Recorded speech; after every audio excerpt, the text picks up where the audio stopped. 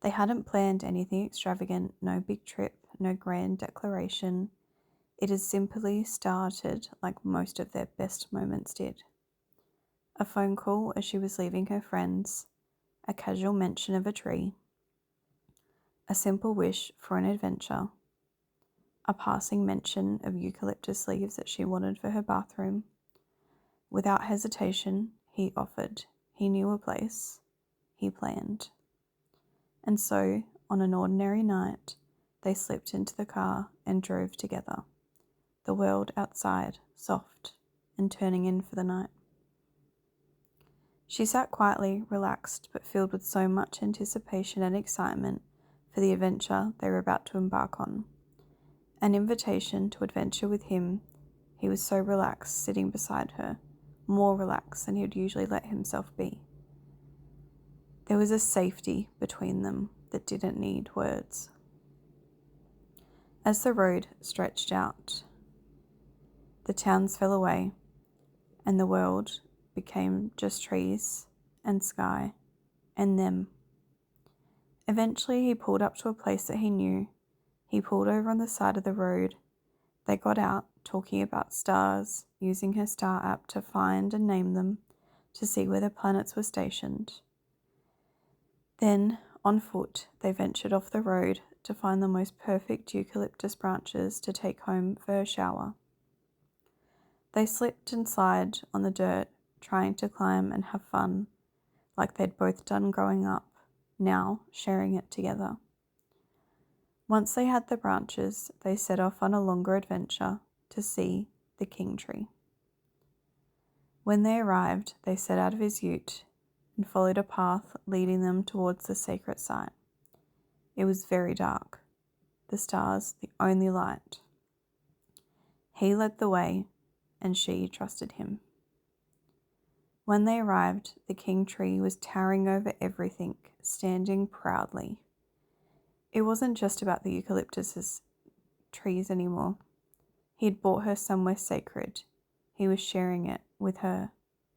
She could feel it, the pull of the land, the thick, ancient magic that lived in the soil. The earth here had stories to tell, and they both, without speaking, knew to tread softly. He was a few steps ahead, running his hand along the rough bark of the tree, while she lingered back, trying to soak in everything. The sky, the hush of the wind, the golden hush of the late evening light. There was no crowds, no interruptions, just them, and the weight of something far bigger than either of them. She moved to sit at the base of the tree, her back pressing into the cold strength of the trunk, and she closed her eyes. She could feel it happening, even then, something ancient and slow shifting inside of her, like the roots of the tree were reaching up through the ground, twining themselves around her ankles, reminding her that she belonged. She breathed deeper than she ever had in weeks. When she opened her eyes, he was standing a little way off, watching the tree. He didn't say anything. He just watched. It was the quiet that said everything. It wasn't about needing to entertain her or impress her or even fill the space between them with words. It was just being. They were existing, being two souls who had found each other again, sitting at the feet of a king. They stayed for a while, just taking in the tree, embracing and absorbing the knowledge that was nearby. When it was time to leave, time to move on, he led her to the car. Something changed between them that night. In that moment, she was a girl, longing for answers she didn't even know that she was asking. She clung to him in the presence as a safety, her higher self knowing that she had just downloaded a lot of information that would help them in the future, and it wasn't something that she had to cling to now. As he drove them away from the king tree, kangaroos bounced out in front of them. He weaved perfectly around them, avoiding them, laughing and having fun. To start with, she felt stressed. What if he hit one? What if it damaged his car? It wasn't that she didn't trust him. but the kangaroos were just so erratic that it felt inevitable. After a while, though, his laughter broke through her shield and she was laughing with him. It was fun. It was amazing. They continued the venture further, and he found a nearby open space where they could do skids and donuts, and he could just be a boy. He asked for permission, and she beamed yes. How could she not let him be his full self? How could she not let him enjoy this adventure? It was something that she hadn't done since she left home, and she couldn't wait to be out there in the car as it spun around, whipping up dust. She sat and enjoyed the moment, though there was still a slight guard. It wasn't that she didn't enjoy it. She loved it. She loved watching him in his element, but somehow the need to perform always kept her a bit guarded.